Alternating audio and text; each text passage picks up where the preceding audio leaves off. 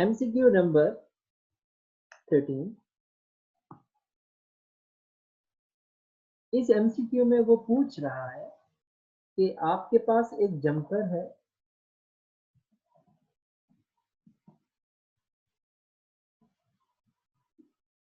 अब वो यहां से जंप करना चाहता है। सपोज वो यहां से जंप करेगा, यहां पर भी जाकर लग सकता है, यहाँ पर वो जंप करे, यहाँ पर भी जाकर लग सकता है, और यहाँ से जाकर वो यहाँ पर भी लग सकता है। अब वो पूछ रहा, for example this one is position number 1, this one is, अब वो कहता है कि सबसे बड़ा लॉन्ग जंप तो हमें नजर आ रहा है कि वो लॉन्ग जंप यहाँ तक जा सकता है। अब इस लॉन्ग जंप को अगर उसने लॉन्ग जंप करना है तो यहाँ से इसका ये वाला एंगल कितना होना चाहिए। अब देखिए ये छोटा जंप है, ये उससे बड़ा, ये उससे, वो कहता है कि इसका मुझे एंगल कैलकुलेट करके दे। उसने कुछ ऑप्शन दी हुई हैं, हम उसकी ऑप्शन को भी अवेल करेंगे। अब हम जानते हैं कि जो रेंज का फार्मूला होता है vi square sine 2 theta over g, ये फार्मूला है रेंज का।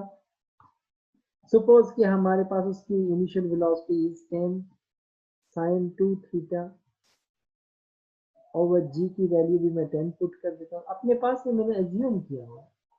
अब हमारे पास जो रेंज का जनरल फार्मूला इस केस के लिए हमने बना लिया, दैट इज साइन 2 थीटा। अब मैं ऐसा करता हूँ, जो उसने ऑप्शन दी है 30 डिग्री, तो मैं लिख देता हूँ r at 30 degree would be equal to 10 sine 2 into 30, ये आ जाएगा आपके पास 10 साइन 60 हो जाएगा आपके पास। साइन 60 पे आपको पता है 0.866 वैल्यू होती है, विच इज इक्वल टू 8.66, ये हमारे पास वैल्यू है। 30 डिग्री अगर एंगल हुआ तो उस पे इसकी रेंज इतनी है। अगर मैं 45 डिग्रीज रख दूं तो 10 साइन 2 टाइम्स 45 हो जाएगा, ये आपके पास आ जाएगा 10 साइन 45 2 साइन 90 हो जाएगा, तो ये आ जाएगा 10 साइन 90 पे 1 होता है, तो ये 10 इसकी रेंज है। अब ये उसने ऑप्शन दी हुई है साइन 60, तो हम रेंज कैलकुलेट कर लेते हैं।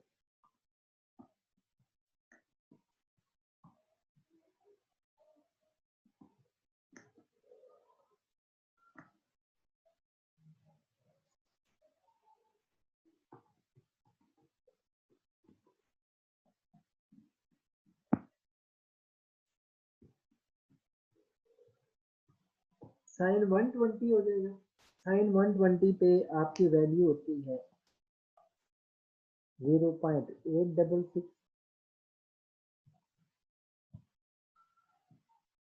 इसी तरह जो हमारे पास आखिरी ऑप्शन है वो है 90 डिग्री के ऊपर,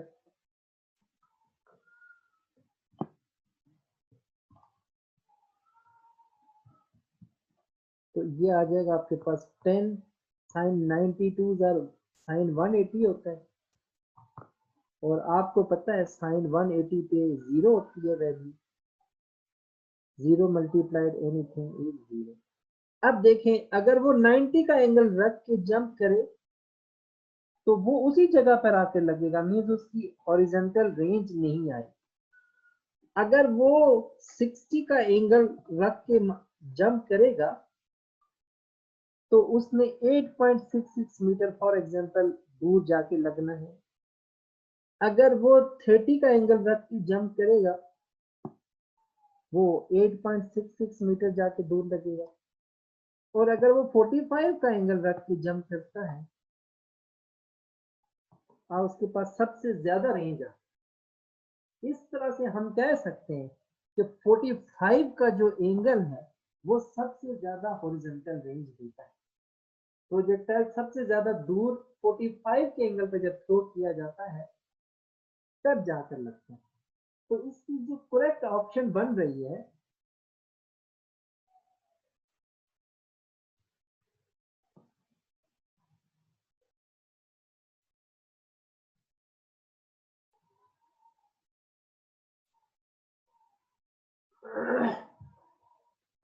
अब एमसीक्यू नंबर 14 के ऊपर आ जाए।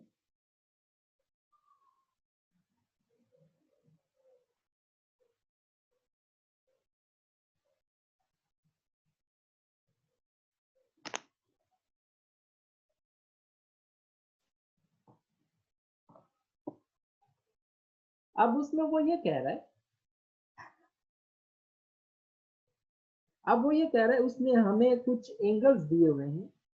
एक एंगल दिया हुआ है 15 डिग्री और 18 डिग्री का।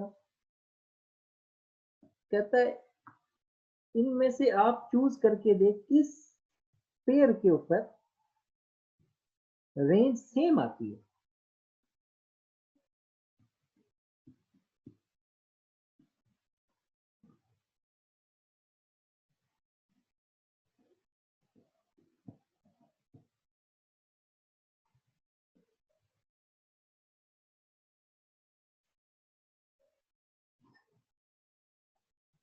अभी हमने एमसीक्यू नंबर 13 में भी रेंज कैलकुलेट की है।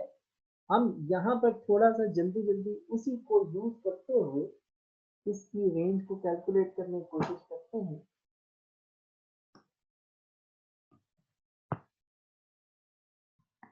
रेंज का फार्मूला हम जानते हैं। रेंज अभी हमने जो यूज किया था हम उसको लिखेंगे 10 sin 2 थीटा। हम उसी को यूज करेंगे। अब देखिए अगर मैं 15 डिग्री यहाँ पर लाकर पुट करूं तो ये 15 टाइम्स 2 30 डिग्री हो जाएगा। तो इसका आंसर आ जाएगा 10 sin 30 और sin 30 पे आपको पता है 0.5 होती है वैल्यू। तो इसका आंसर आ जाएगा 5।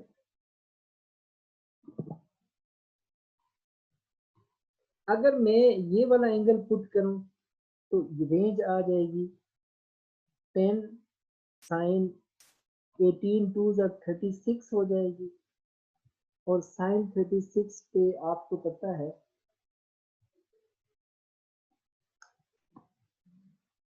0.58।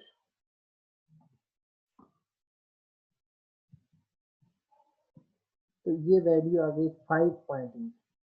इसका मतलब है ये जो पेयर है इसकी जो वैल्यूज आ रही हैं वो सेम नहीं आ रही।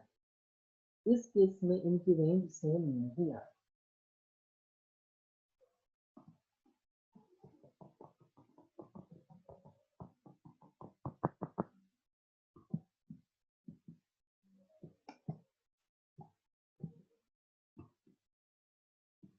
अब हम 43 एंड 47 को करते हैं।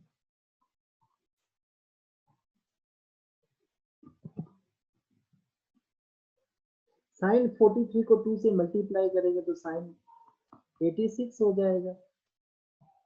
और आपको पता है साइन 86 अगर कैलकुलेटर से निकालते हैं तो वैल्यू आती है 0.9975 और ये आपके पास आ जाएगा 9.975।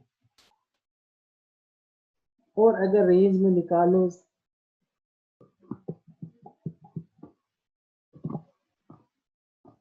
47 के ऊपर तो वो आ जाएगी 10 टाइम्स साइन 47 टू 94 हो जाएगी। तो ये आपके पास आ जाता है 10 इंटू साइन 94 ये 0.9974 और ये आपके पास 9.974।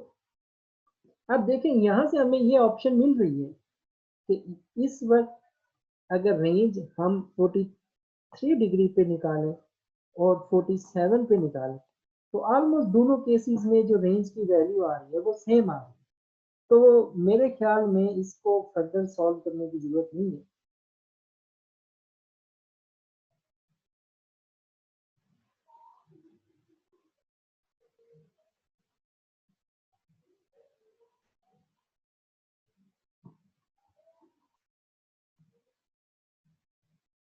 क्योंकि हमें पता चल गया कि इसी पे बन रही है। तो आप ये जो 20 और ये 20, 80, 52, 62 का जो एंगल है ये आप लोग खुद से ट्राई कर लीजिएगा आपका आंसर चेक करने के लिए। 20 की जगह आप 20 पुट करेंगे तो 40 हो जाएगा। और मैं एक सॉल्व करा देता हूँ। 10 20 पुट करेंगे तो वो 40 बन जाएगा। और आपको पता है साइन 40 पे कितना होता है? साइन 40 पे 0.642 आएगा। तो इसको मैं 6.42 लिख सकता हूँ। ये 20 पे आ रहा है। अगर मैं 40 पे निकालूं और 40 कितना आएगा? 42 80 हो जाएगा। फिर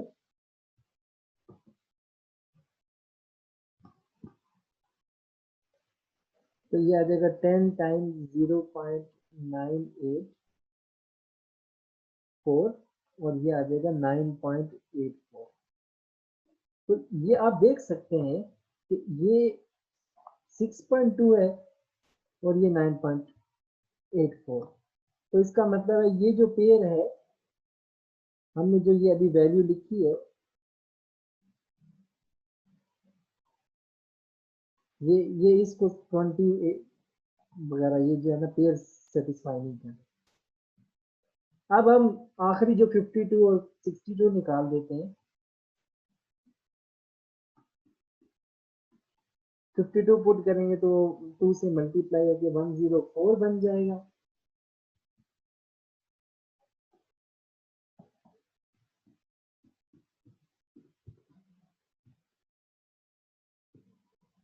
तो ये 9.7 आ जाए।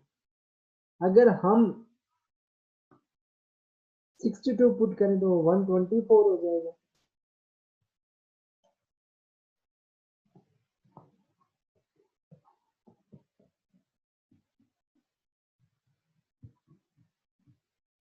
वन 124 पुट करेंगे तो